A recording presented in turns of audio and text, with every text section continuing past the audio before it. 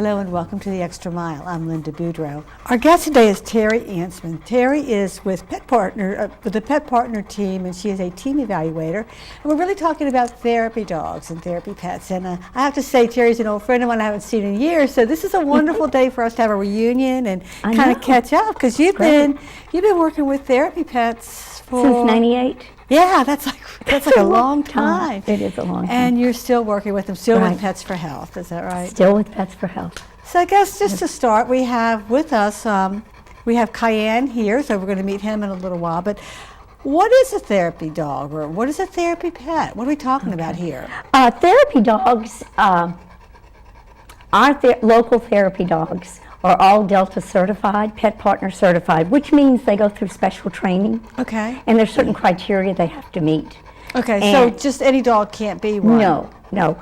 And our dogs are all registered through Pet Partners, which means they have liability insurance. Okay. This enables us to go into the facilities with them, and it also lets the facilities know that there's certain standards that we have to meet and our dogs have to meet, which I think is very important when you're in, especially when you're in a medical facility. Yeah, or a nursing home. A nursing home. Where you have fragile we do children's people. Camps, you know, and you're around people who may be very frail. Yeah. And so it's extremely important that you know you can be reassured that the dog is healthy, that the handler is healthy, and that the dog has been through certain training, and that the handler knows how to handle different situations that may arise. Okay, and these are really key components to being able to even get dogs into some of these facilities. Most definitely. Because we were talking before we started today. Oh, yes. We remember the days when you couldn't get a dog into a hospital. It was like, that's not clean, it's not sanitary, it's not safe.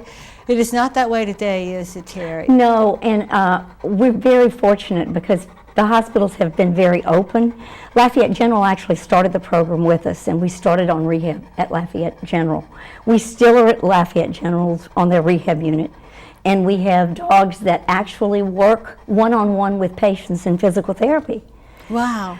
And same dog, same patient? Do they? Well, the dogs alternate. We have one team 1 week and one team another week. Okay.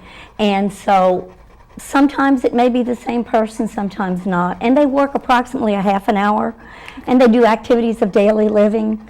They brush the dog, they play fetch for range of motion exercises. Makes sense. They do gait training where they double leash the dogs and the patient can walk. We find patients walk much further if they're distracted by the dog, and they stand much longer, and they cooperate more in physical therapy because they have the animals as a distraction. Well, and as a partner, I mean, I think that the dogs just bring something special and something healing to the whole environment. I mean, I think so. And I know you found that because you've been doing this for a long time. What happens when you take, let's say you're going to take Cayenne here on a cancer ward. What happens? Basically, it depends on how the facility wants to set it up, but typically we will go into a general area where the children are. Okay, because you've done this, right? We've done this. Yeah. And Cayenne, in fact, was working at Mary Bird Perkins doing the children's cancer wards for 3 years before he came to me. She was in Baton Rouge. He was in Baton Rouge. He was in Baton Rouge, rather, yeah. That was his area of expertise. And basically, the dogs are trained how to interact. For instance, if there's a toddler, we teach the dogs to drop and scoot, not walk up to them, because Cayenne's a very large golden retriever. He's the biggest golden retriever I ever did see, Terry. He's a big boy. And so there's certain techniques that they learn. They also know the leave it command, so if the child has an IV or a bandage or a port of some type, most dogs will go and sniff. Okay. Our dogs know that all we have to tell them is leave it, and they back away and they don't approach at that point. Okay. So that's part of the training also. Okay. Locally, we go to Women's and Children's, and the dogs actually go on the PEDS intensive care unit. And it just really makes the children so much happier, and they smile and they laugh and they giggle, and it also gives the staff a lot of positive feedback. Mm-hmm. In fact, the staff come around the animals before the children even get to them. Well, you know, when you came here today to do today's show, and I went out to get you, and there were people all gathered around you and Cayenne. Yeah. I mean, it was like immediately people are attracted. People are drawn. People They are really drawn to are. them. And they all leave smiling. They do. Have you noticed that? They really do. So we find that also when we go on the pediatric unit on the floor, the parents really enjoy. They enjoy the animals. They enjoy the fact that the children are maybe smiling for the first time since they've been in the hospital. Yeah, yeah. You know, we have, not this particular dog, but we have done physical therapy with dogs at Women's and Children's with the kids. And the kids their reward for doing their exercise is they get to play ball with the dog. And they love it. Yeah, that's a big reward. You know, it is a big reward. Or if they're having difficulty with mobility, we can use the dog to double leash and have them walk up and down the stairs, which may be very painful for them. Yeah. But if you have a dog, they're distracting them, they go a little bit further. Yeah. They walk a little bit further, they throw the ball further. They'll walk on the treadmill for, the last little girl, her therapist said, if you'll walk on this treadmill for 5 minutes, you get to play with the dog. Because she didn't want to go on the treadmill. Well, guess what? That's all she needed. She did it. She got onto the treadmill, she walked her 5 minutes, and then she was like, dog time. And she played fetch with the animal. Which is also therapeutic. Which is very therapeutic. Occupational therapy will use them because they have different type of, like this dog has a vest on. I see that. Why is that? This vest just signifies that this is one of our animals. Okay. This dog is registered by Delta Society's Pet Partners.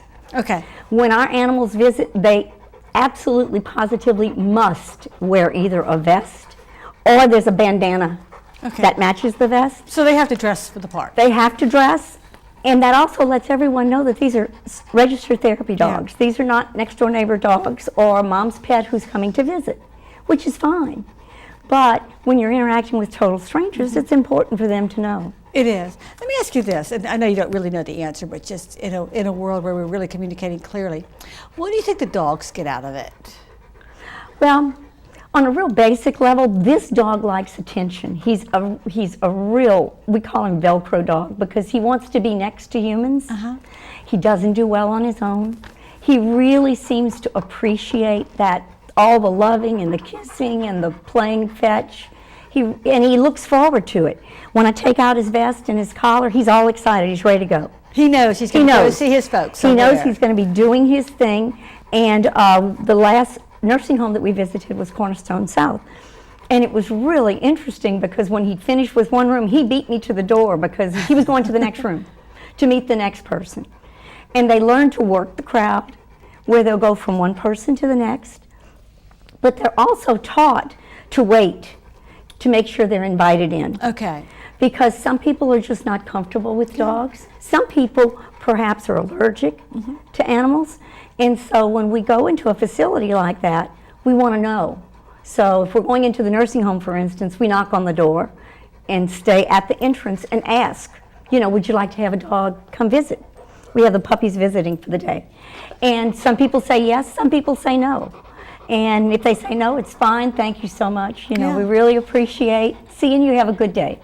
And we move on. And then the other ones are, as soon as they say yes, the dogs immediately, this one in particular, immediately goes to bedside. So he's really excited when he gets to come in. He really enjoys that. He likes to be released so that he can go. Now, they work on a leash all the time. Okay. That's part of the liability insurance. They do work on leashes. When they play fetch, they're not on a leash, but that liability is taken by the hospital. Okay. And the hospitals understand that. Yeah. But it's in a very restricted area. So it's really safe. Yeah. But there are things that we do, like for instance, the dog when you play fetch, you never have the dog bring the ball back to the patient, ever. The dog has to bring the ball to the handler. I was wondering about that because you don't want to be taking the dog. They're slimy. Yeah. Sometimes they drool. I know. I played backyard ball with the big dogs, and it's That's right. It can get slimy. Yeah. Also, you also risk the fact as they're taking the ball that maybe they're going to bite you. The teeth could scratch the patient. And so we have certain procedures, and that's one. You know, the dog brings us the ball, we dry it off, we hand it to the patient. Oh, good. That's much better. You know, so it's those little things that, and we learn this through the training that we go through with Pet Partners. Now, Terry, you've been doing this, as we said, for quite a long time. How did you get involved with Pet Partners and with therapy pets in general? I mean, it's not something that everybody even knows about. And you're a pioneer in this area for our community. Well, in Lafayette, yes, You are? because we moved here from Denver. And the program that we have in Lafayette is modeled on Denver Children's Hospital. In the 70s, they were using dogs with the Vietnam vets that were coming back. With the PTSD and stuff? And well, Or more of physically? these were, at that time they weren't even talking PTSD. You know, they were talking about the ones that were amputees Oh, okay. Yeah. or had injuries. And I was just amazed that to see what the dogs were doing with the soldiers. It's like, and they were also had them at the Children's Hospital there. Like I said, that was the 70s. So when I moved to Lafayette, that was one of my goals, you know, was to start a program like that once my children were old enough and I had time. Yeah. And so Were you a big pet lover at the time, or you just saw I the was. benefits of this? I really was. I was a pet lover at the time, and I was just really enamored with the Newfoundlands at that time because they were the ones that were working with the soldiers. They're big dogs. Yeah. And so they were at You've had bedside, one. they're nose to nose, and that was my first therapy I dog. met him, yes. That's yes. right, was my first therapy dog. But I was just amazed. And so when we approached Lafayette General, a group of us got together and we used Denver's children's model to set up the program here in Lafayette in conjunction with feedback that we were getting from LSU Vet School. Good partnerships. That's right. Yeah. And we had an attorney on our board because we wanted to make sure that we covered most of the bases legally when you're talking about infectious disease. You know, Yeah. we had nurses involved, we had a doctor on the board. We wanted to make sure it was a good comprehensive program. Mm-hmm. You know, we believed in it, but we wanted to make sure that the community understood that it's not only a very safe program, but it's very well monitored. It's very professional. It's very professional. Our volunteers are expected to wear a uniform. They either wear a navy shirt or a white shirt with Pets for Health. We have to wear our tags, and our tags tell you that we're with Pet Partners and we have liability insurance. And the tags are specific to the animal. Because I had two therapy dogs. Okay. Oh, okay. One of which is retired now, but I would have two tags normally. Or three tags rather, because I'd have one with my young dog, my Cavalier, my small dog, and then one for this particular animal. And then I have my badge for that I'm an evaluator for Pet Partners. So those are your credentials, and you Those have are to my have those when credentials. you go. Now, how do you become an evaluator? What does it mean to be an evaluator? I became an evaluator in 2001 because there was only one other evaluator in the state of Louisiana. That's not enough. And it's not enough because you have to travel out of state to be evaluated if you don't have enough evaluators in the area. Which really makes our program And it much made it smaller very and harder to keep it difficult. going. Yeah. Really, really difficult. I traveled to Cleveland for training and to Moody Gardens for my practicum. And that was in 2001 in order to be registered and certified as an evaluator for Pet Partners. And so I've kept that up. Every 5 years I have to go through reevaluation, and I have to show them how many dogs I've evaluated over that time period. Plus It's very stringent, lots isn't of it? paperwork. Everybody's favorite. It's lots of paperwork, but when I evaluate dogs, I have to fill out reports and send them in to Delta, or Pet Partners now. Have to send the paperwork in with all the specific information if the dogs, whether they passed or didn't pass, if a dog is inappropriate. And that can range from the dog being really stressed and not enjoying the evaluation. And no matter how much the human wants to do it, if the dog's not having a good time, It's no go. it's no go. It's just not going to work. and it's nothing personal. The No, dog just that's doesn't right. like this. Wonderful dog, but he doesn't Yeah. want total strangers He doesn't fooling want to with do him. this. Yeah. You know, and on rare occasion we come across that if the dog is aggressive during the evaluation towards anyone, then the dog is deemed inappropriate. Okay. And I have to send a report to Pet Partners that I evaluated this dog on such and such a date and what happened and why I chose to say the dog's not appropriate. Now, there are many dogs that may not pass, but it's only because they're not ready. They won't sit when they're told to sit. Okay. You know, they maybe don't like me really touching their front feet. Yeah. You know? Yeah. I can't pass them, but they haven't really failed. So they they just can aren't come ready. back? They can come Yes, back? they can come back. They can't be reevaluated the same day. Now we have the system set up where I try and pre-screen everyone, have them come to me, meet me in the park, and we'll go over the dog and I'll say, okay, your pup is wonderful, except doesn't want me to touch his front feet. Well, the dog can't pass the test because children and the elderly will grab the dog's feet. Yeah. Yeah. And the dog has to be comfortable with that. Maybe your puppy doesn't like me holding his nose or pulling his ears or his tail. Well, kids do that. That's true. So they have to And be able so to then maybe tolerate they're not that. ready, but 9 times out of 10, once I tell them this, they can go home and start working on it. Hold your dog's feet and give them a treat. Go to PetSmart and have people hold your dog's feet, or Petco, give them a treat. Guess what? They're going to pass because they're not afraid. You Okay. know. So the training, you don't train the dogs to be pet dogs. The owner is responsible, or The owner handler is responsible. for The training. owner is responsible. So the dog has to have basic obedience. He has to sit, stay, and down on command. Okay. He has to be able to walk on a loose leash and not pull. Okay. That's the basic obedience. Well, that's really not much. And that's huh? not much. So you're looking more at temperament. Is the dog comfortable being handled by a total stranger? Because I'm hands-on when I'm evaluating the dogs. I do a restraining hug. If the dog fights or growls when I'm holding them, then they don't pass. Okay. You know, but we try and simulate what happens in the facilities. And in the facilities, somebody's going to grab your puppy. Mm-hmm. You In a know, loving kind of way. and they may not let go. Yes. We have had that Yes. happen, where, you know, someone locks them and just says, no, they're mine, and I want to hold them. The pup has to be able to relax when that happens. And not tense. And up. not tense up. And so those are the things I'm looking for. I'm also looking for the handler trusting her dog or his dog and knowing That's what to interesting. expect. That's an interesting one. You know, the first thing I ask them is, how does your dog exhibit stress?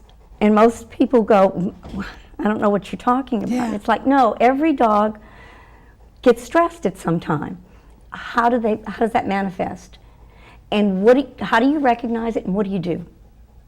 Because one day you're going to be in a facility and your dog's going to give you signals and you need to pick up on them. And so part of the training is for the humans to understand and communicate with their animals. So who teaches the humans how to do this?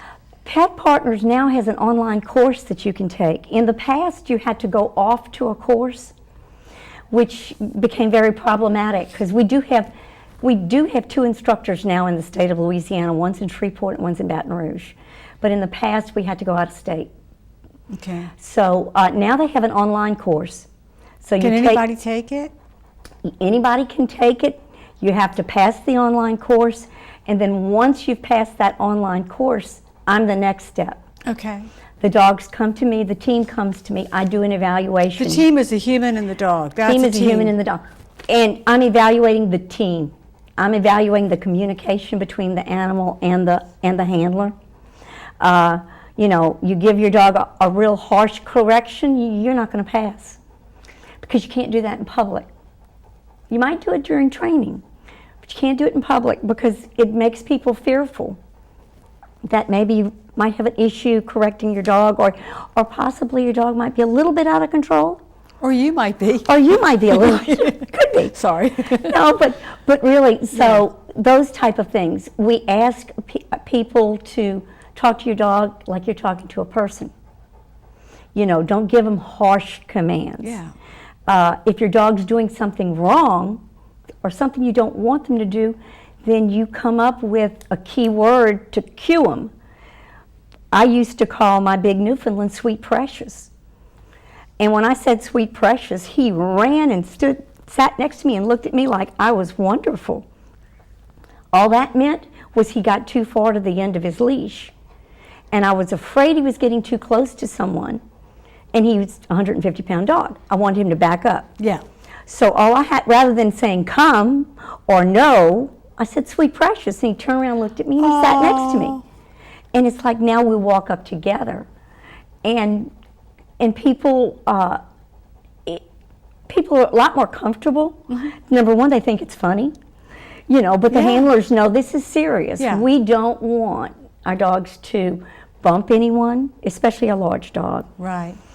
And we don't want anyone to hurt our animals. No, this is to be a pleasant, wonderful experience. That's right. It's to be a really good experience. So are there some breeds of dogs that are just naturally better at this? I think it depends on temperament. We've had a pit bull that I evaluated that's at LSU in their Tiger Hat program that does fantastic. You know, I've had. So you can train a pit bull to be wonderful as well as to be aggressive. This is a wonderful. This is a wonderful pit bull. Definitely, very well trained and appears to enjoy contact with strangers. Some breeds are not that comfortable with total strangers.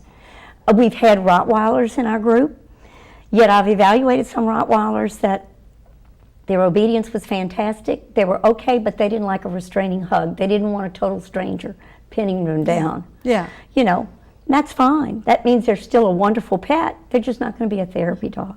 Are people disappointed sometimes when their dogs or when the team is not selected? Yes, they become very disappointed. They have a lot of ownership in this, don't Yes, they really do. And we try to explain to them, you may have an absolutely wonderful dog, but maybe he's just not the dog that needs to be in the facilities. Yeah. Maybe it's too stressful for him to be time. We did a head count one time, and within, most of our visits are like an hour and a half. Within an hour and a half, your dog can be touched by 300 people. I couldn't stand that, 300 could you? total strangers. Because this was a large nursing home, and it wasn't just the clients, it was all the staff, and it was family members. And everyone that walked past that dog wanted to touch him. Yeah. And that can be very stressful. That's a lot. Yeah, that's an awful lot. And so we tell all the new volunteers, if your dog is there 15 minutes and you can tell they're getting a little uncomfortable, tell the people goodbye and you'll be back another day. And work the dogs up to about an hour and a half at the most. At the most. At the most. So in the last few minutes that we have, if somebody's interested in pursuing this, and this is all volunteer work. That's correct. Let's make that point right It now. is all volunteer. You do this out of the love of your animal and love of humanity, but how do they get involved in it? What do they have to do? They can go to Pet Partners' website, which is www.petpartners.org. And that's where you get the online course, and you also get a lot of information about therapy animals. We're going to have my phone number up, I understand. Right. They can call me and I can direct them as to what action to take. Sometimes people call me and say, well, you just look at my dog and do a temperament eval. There's no charge. Just give me a call. And I'll let you know, if I think that your dog would be comfortable in that type of situation, or maybe what you need to do to work in that direction. Okay. So it's not, if your dog is not, then it's to honor your dog. That's right. No better or worse. It's just really honoring the temperament That's right. and where the dog and the team is. Yeah, it's the team, it's the dog. My job is to make sure my dog is always safe and that he brings joy to the people that he visits with. And I hope he's bringing joy, and they're getting joy. I hope you're getting some too. I am. You get a tremendous reward. Because they do phenomenal things with patients. And that's what the team is all about. That's what it's all about. Terry, it's great to see you again. I'm so glad you're still doing this. It's such a privilege. I just have so much admiration for your work. So thank you for all that you do. And thank you for having us. And thank you for bringing Cayenne, who is just now the most relaxed dog. He's chilled now. On the block. That's right. He's beautiful, and he is the biggest golden retriever. He is a big golden retriever. Okay. Well, take care. Keep in touch. Thank you. I certainly will. And thank you for watching The Extra Mile.